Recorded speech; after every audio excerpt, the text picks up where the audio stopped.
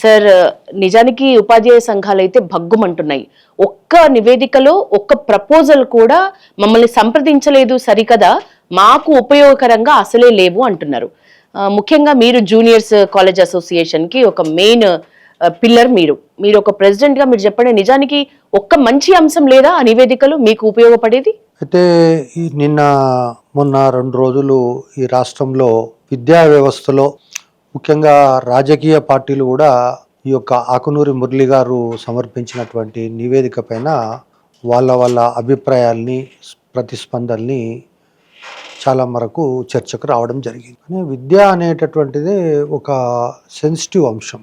అంటే ఏ ఒక్క సంస్కరణ విద్యలో చేయాలన్నా ఆ విద్యలో భాగస్వామ్యులైనటువంటి స్టేక్ హోల్డర్స్ అయినటువంటి ఉపాధ్యాయులు కానీ, తల్లిదండ్రులు కానీ, విద్యార్థులు కానీ వీళ్ళందరి యొక్క ఇన్పుట్స్ తీసుకున్న తర్వాతనే విద్యా విషయాల లోపల ఏదన్నా మార్పులు చేర్పులు చేస్తే దాన్ని అమలు పరచడానికి కూడా రాష్ట్ర ప్రభుత్వానికి ఈ విధమైనటువంటి ఒక వెసులుబాటు ఉండేది కాదు. ముఖ్యంగా ఈ యొక్క ఆకునూరి మురళి గారిని నియమించిన తర్వాత ఆయన నివేదిక ఏదైతే సమర్పించిండో ఆయన యొక్క మీటింగ్స్ 2-3 నేను అటెండ్ అయినా. అంటే ముఖ్యంగా ఇంటర్మీడియట్ విద్య ఎట్లా ఉండాలి, ప్రస్తుతం అందులో ఉన్న సమస్యలు ఏంటి అనేది ఒక 2 మీటింగ్లకు పిలిచాడు.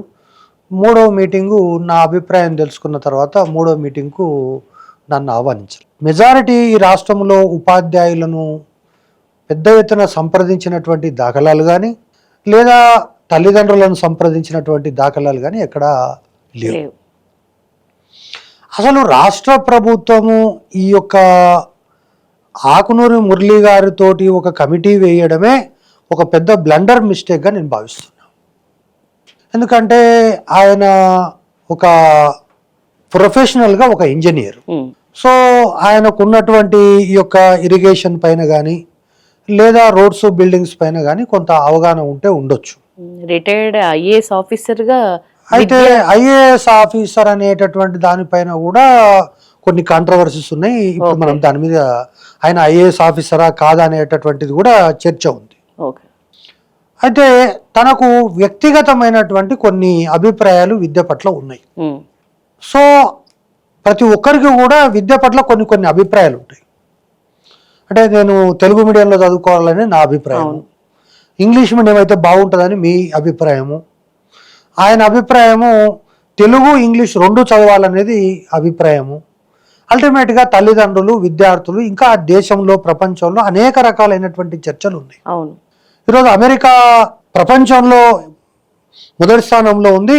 ఒకవేళ ఇంగ్లీష్ నేర్చుకుంటే చైనానే ముందు ఉండేది అని కూడా కొంతమంది మాట్లాడుతున్నారు.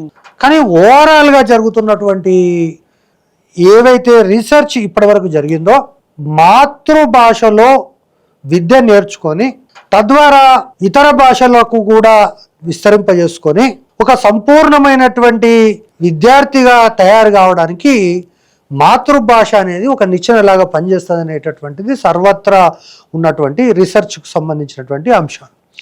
కానీ ఆయనకు తెలుగు అంటే ఎందుకో ఒక ఎలర్జీ ఉంది.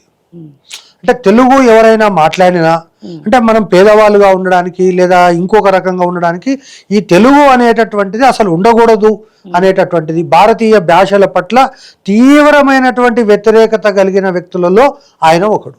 సరే, ఆయన అభిప్రాయం ఆయనకు ఉండొచ్చు.